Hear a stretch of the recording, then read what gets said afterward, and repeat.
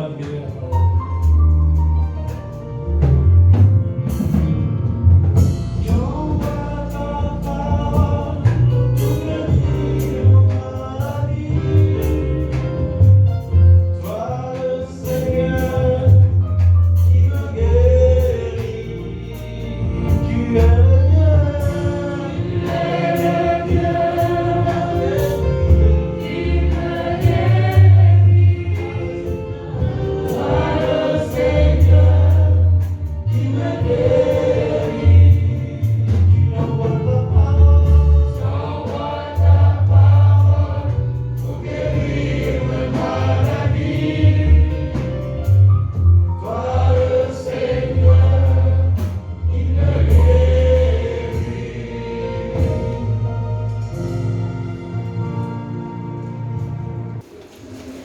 Merci au chantre pour le dernier cantique de l'introduction du pasteur. Le cantique parlait de la parole de Dieu qui guérit nos maladies. Et il y en a une dont nous allons parler ce matin. Dieu veut apporter la guérison dans nos vies par rapport à cette maladie-là. Nous allons ouvrir nos Bibles dans le premier livre de Jean. 1 Jean, chapitre 3. Pour les nouveaux, c'est dans le Nouveau Testament. Ce sont les épîtres de Jean. C'est vers la fin. Si vous êtes prêts, nous allons tous ensemble lire la parole de Dieu. Dans 1 Jean 3, versets 16 à 27. Il est écrit ceci. Nous avons connu l'amour en ce qu'il a donné sa vie pour nous. Nous aussi, nous devons donner notre vie pour les frères. Si quelqu'un possède les biens du monde et que voyant son frère dans le besoin, il lui ferme ses entrailles, comment l'amour de Dieu demeure-t-il en lui? Petits enfants, n'aimons pas en parole et avec la langue, mais en action et en vérité. Par là, nous connaîtrons que nous sommes de la vérité et nous rassurerons nos cœurs devant lui. Verset 20. Car si notre cœur nous condamne, Dieu est plus grand que notre cœur et il connaît toutes choses. Jacques chapitre 2, verset 15 à 16. Je préférerais m'arrêter au verset 20. Mais lorsque vous le relirez dans vos maisons, vous lirez 1 Jean 3, 16 à 27. Et là, je passe à l'épître de Jacques. Chapitre 2, versets 15 à 16. J'en ai donné du temps. Il est écrit ceci. Si un frère ou une sœur sont nus et manquent de la nourriture de chaque jour, et que l'un d'entre vous leur dise « Allez en paix, chauffez-vous et rassasiez-vous » et que vous ne leur donnez pas ce qui est nécessaire au corps, à quoi cela sert-il? Amen. Je n'ai pas lu beaucoup de versets. Permettez-moi, par les compassions de Christ, de reprendre la lecture en abrégeant certains versets. Nous avons connu l'amour en ce qu'il a donné sa vie pour nous. Nous aussi, nous devons donner notre vie pour les frères. Si quelqu'un possède les biens du monde et que voyant son frère dans le besoin, il lui ferme ses entrailles comme à l'amour de Dieu, demeure-t-il en lui? Petits enfants, n'aimons pas en parole et avec la langue, mais en action et en vérité. Par là, nous connaîtrons que nous sommes de la vérité et nous rassurons nos cœurs devant lui. Car si notre cœur nous condamne, Dieu est plus grand que notre cœur et il connaît toutes choses. Dans Jacques, il est écrit, si un frère ou une sœur sont nus et manquent de la nourriture de chaque jour, et que l'un d'entre vous leur dise, allez en paix, chauffez-vous et rassasiez, et que vous ne leur donnez pas ce qui est nécessaire au corps, à quoi cela sert-il? Que Dieu bénisse sa parole. Amen. Chers amis, vous savez, il y a des choses qui sont écrites dans la Bible, parfois que nous lisons, peut-être avec une vision profane, ou peut-être avec une vision particulière. Mais il y a des choses sur lesquelles on ne peut pas ne pas être d'accord quand nous avons le Saint-Esprit. J'ai l'impression qu'il y a quelque chose que nous n'avons pas encore compris au sein de notre communauté. Au cœur de la vie chrétienne, écoutez ça bien, au cœur de la vie chrétienne, au cœur de la vie à laquelle Dieu nous appelle, se trouve l'amour pratique. Mais le problème c'est quoi? C'est que chacun a sa vision de l'amour.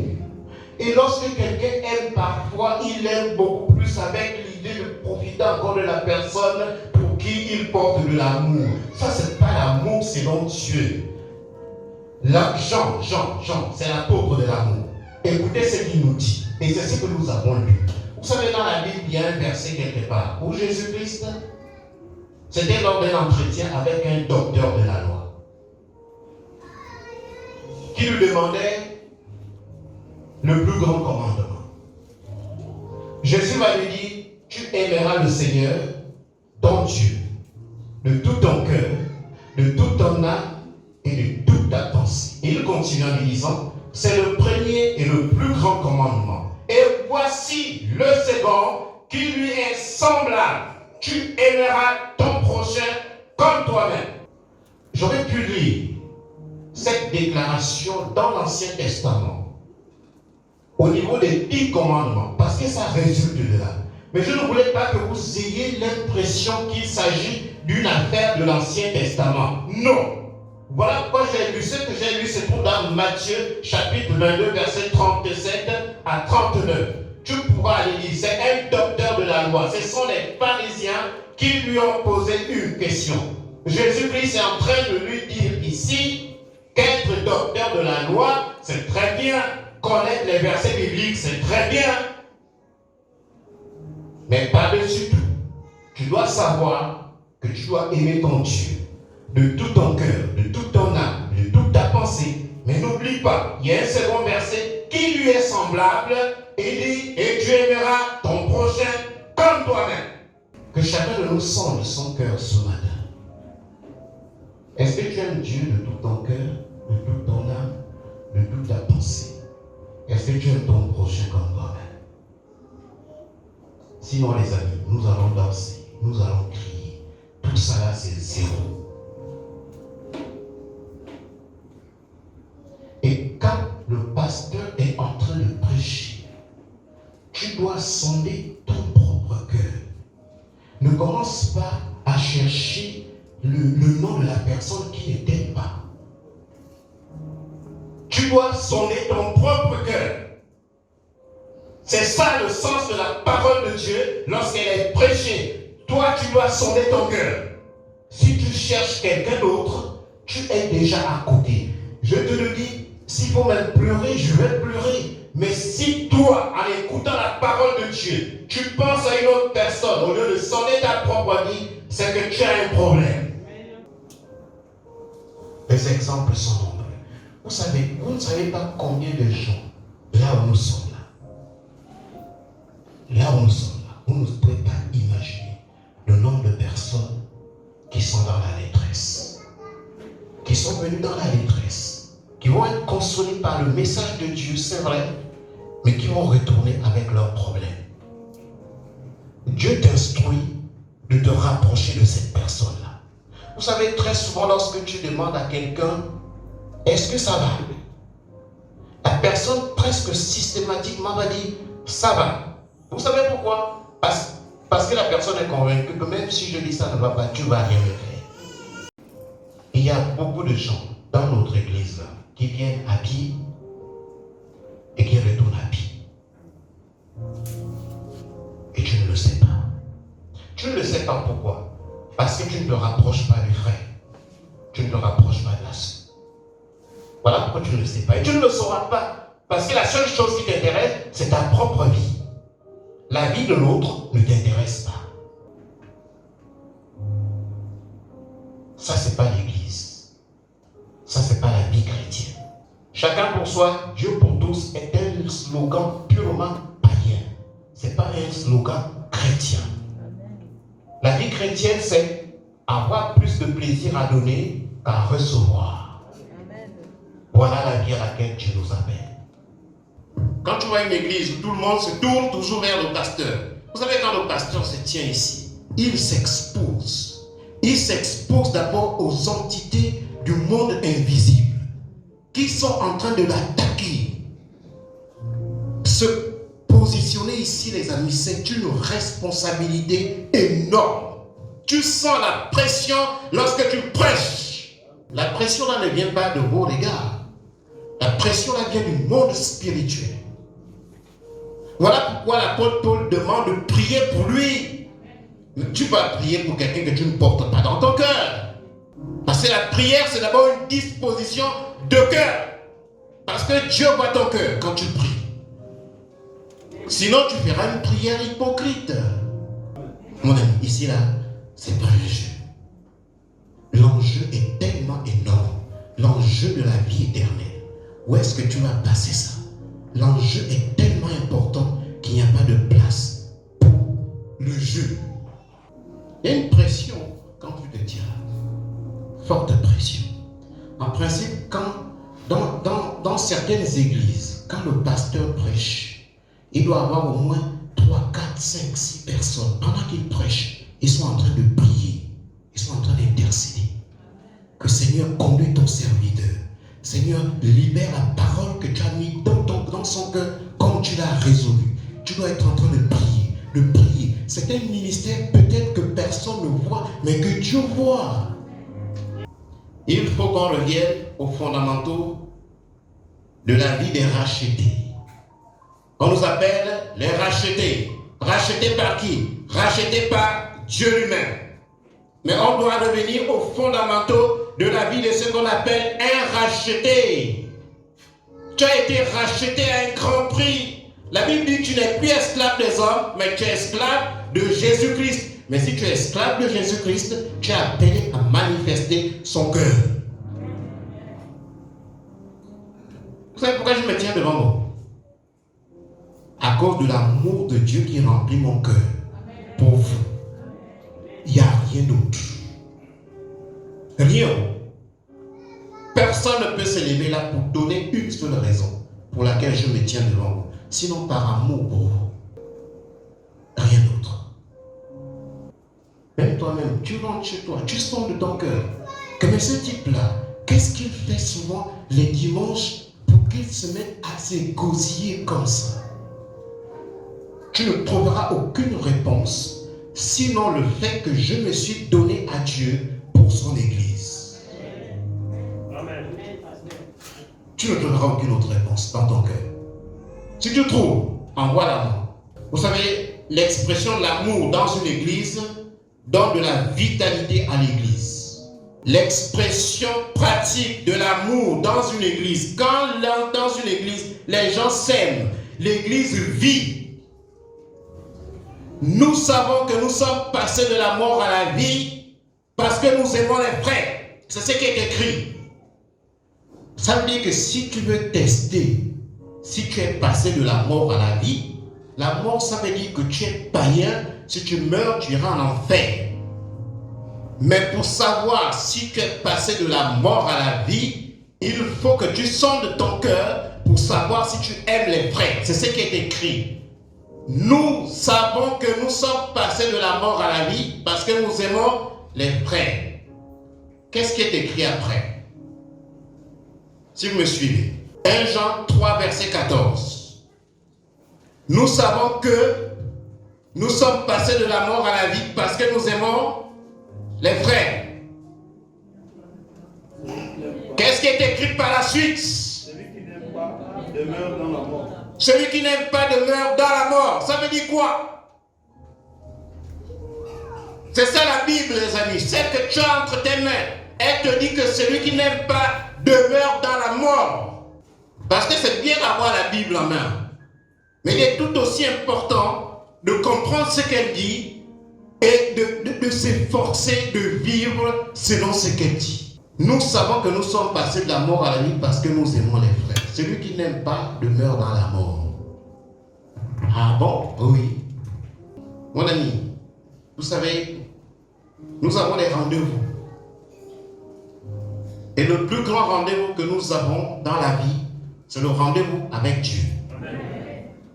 Ce rendez-vous-là, vous risquerez d'écouter 1 Jean 3, 14. Quand la Bible dit celui qui n'aime pas demeure dans la mort, cela veut dire qu'une église peut parler même en langue, pousser des cris. Elle peut acclamer, alors que c'est une église morte, à cause de l'amour qui ne règne pas dans les cœurs. J'ai été établi, et j'ai aimé l'expression du pasteur Martin, j'ai été établi pour ça, pour te dire ça. Quand je me tiens ici, et comprenez ça, mes amis, une fois pour tous. Quand je me tiens ici, je me tiens ici en tant qu'investi d'un sacerdoce. Mais spirituellement, je suis assis avec vous là-bas. Je suis assis là-bas avec vous. Quand tu es fidèle dans les petites choses, Dieu te confie les grandes. Une église où tout le monde veut recevoir et personne ne veut donner, c'est un souci. Un gros souci. Parfois, quand tu vois deux personnes proches, la plupart du temps, il y a un qui tire profit de l'autre.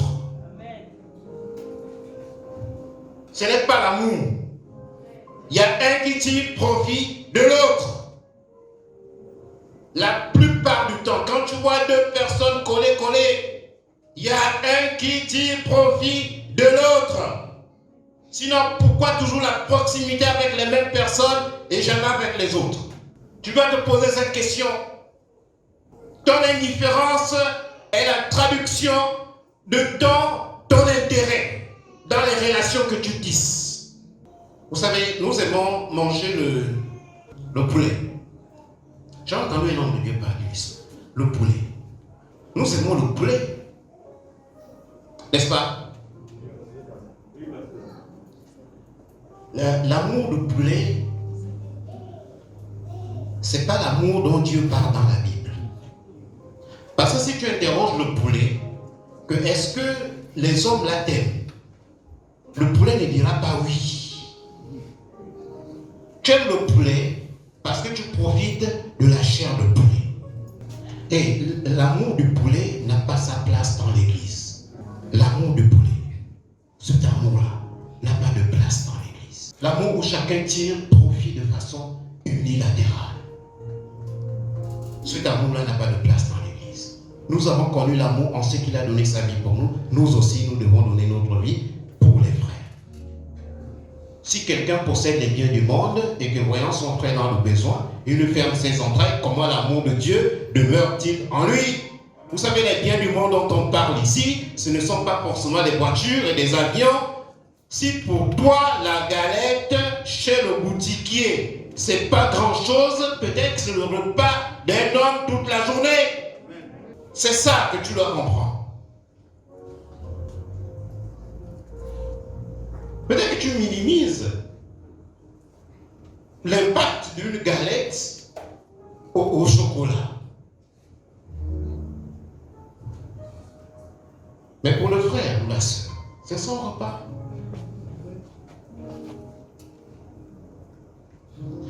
Beaucoup de gens ne sont pas bénis. Pourquoi? Je vous dis pourquoi. Je vous dis, écoutez ça s'il vous plaît. Parce que la personne qui parle, j'ai reçu la révélation de ça. Je ne parle pas pour orner une prédication. Je vous le dis sincèrement. Parce que je sais que Dieu m'a béni et vous tous vous le savez. il y a des gens qui ne sont pas bénis parce que déjà ce qu'ils ont entre les mains, c'est toujours fermé. Si tu n'ouvres pas, Dieu ne te mettra rien d'autre entre ta main parce qu'elle est toujours fermée. Apprends à ouvrir. Ouvre ta main, mon ami. Ouvre ta main. Si tu ne l'ouvres pas, c'est clair, tu ne seras au bénéfice de personne. Et sache que Dieu ne te mettra rien entre la main, puisqu'elle est fermée.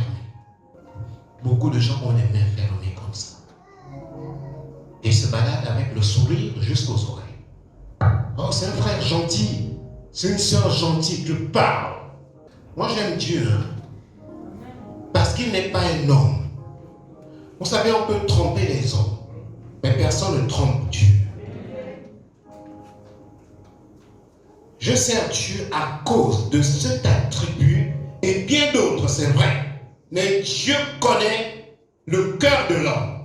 Tu peux avoir le sourire juste. Vous savez, hier, j'étais en train de regarder la télé avec mon épouse au journal de 20h. On voit un papa qui a été poignardé par quelqu'un et ce papa-là a perdu son épouse et il est en train d'élever les enfants tout seul. 2 enfants tout seul. Son épouse est décédée. Il a été poignardé, il est mort. Et quand la police retrouve le meurtrier, c'est son propre frère. Pourquoi? Parce que les hommes cultivent les apparences. Les sourires jusqu'aux oreilles, le cœur est noir. Et dans l'église, c'est devenu comme ça. On pointe du doigt les gens qui disent la vérité. Mais les hypocrites, on les fait passer pour des personnes gentilles. Allez-y suivre le journal. Peut-être que vous n'avez pas. On peut voir ça sur YouTube. Ton frère qui te poignarde et les enfants qui sont restés là. Pas de père, pas de mère. Ils ne peuvent pas imaginer pourquoi. Parce que le cœur de l'homme est caché. Et là où nous sommes là, nos cœurs sont cachés. Mais Dieu connaît nos cœurs. Les cœurs de tous ceux qui sont ici ce matin sont cachés. Mais Dieu les connaît. Tous les gens réputés gentils, ce sont les gens qui ont toujours le sourire. Mais il a été prouvé que ces gens-là, parfois, sont très plus dangereux. Parce que derrière le sourire se cache la méchanceté. Voilà pourquoi quand tu entends que quelqu'un a été empoisonné, il ne l'a pas été par quelqu'un qui est venu de l'autre bout du monde. C'est quelqu'un qui est là au milieu de toi, tous les jours. C'est lui qui a fait ça. Pourquoi? Parce qu'on ne voit pas le cœur de l'homme. Le cœur est caché. Mais nous avons connu la vie à cause de Jésus-Christ. Et les amis, vivons notre vie telle que nous sommes. Ne nous passons pas pour ceux que nous ne sommes pas pour juger les autres. Ne soyez pas indifférents face à une personne que vous ne connaissez pas. Vous ne savez pas la détresse dans laquelle cette personne se trouve. Peut-être que Dieu t'a investi, Dieu t'a donné tout ce qu'il faut pour consoler la sœur, pour consoler le frère. Ne reste pas indifférent. Vous ne pouvez pas faire aboutir l'évangélisation si vous ne savez pas accueillir. À la limite, arrêtez ça. Parce que c'est hypocrite. Quand vous amenez quelqu'un dans l'église, ne le jette pas comme ça. Il faut que tu sois en mesure de veiller, parce que Dieu ne descendra pas du ciel pour le faire. C'est toi qui dois le faire. Vous savez, parfois je suis là, je supporte, il y a des gens qui disent, mais la personne là, vraiment, est-ce que, j'ai dit Seigneur, c'est aussi une brebis, tu es mort à la croix pour cette brebis-là. Moi, depuis un moment, quand j'estime que tu ne suis pas, de façon délibérée, je te recommande dans une autre église. Maintenant, quand je te recommande dans une autre église, si tu n'y vas même pas dans l'église là, c'est que tu ne venais pas ici pour Dieu. Tu venais pour autre chose. Mais si Dieu t'a conduit ici, gloire à Dieu, on marche ensemble. Mais on met en place la ligne qui conduit notre marche commune. Si un frère ou une sœur sont nus et manquent de la nourriture de chaque jour, et que l'un d'entre vous leur dise, allez en paix, chauffez-vous et rassasiez, et que ne leur donnez pas ce qui est nécessaire au corps, À quoi cela sert-il? À quoi cela sert-il? Ça sert à quoi? Je reprends. Si un frère ou une sœur sont nus et manquent de la nourriture de chaque jour, tu sais comment tu feras pour savoir que le frère ou la sœur manque la nourriture de chaque jour? Ce n'est pas écrit sur son visage que le frère là manque la nourriture de chaque jour, la sœur là manque la nourriture de chaque jour. C'est dans ta proximité que tu dois cultiver avec la sœur et que tu dois cultiver avec le frère. Et que l'un d'entre vous leur dise, allez en paix, chauffez-vous et vous rassasiez. Et que vous ne leur donnez pas ce qui est nécessaire au corps, à quoi cela sert-il? C'est une question. Hein? Là, vous lisez, il y a un point d'interrogation, non? À chacun de donner une réponse. Que Dieu bénisse sa parole.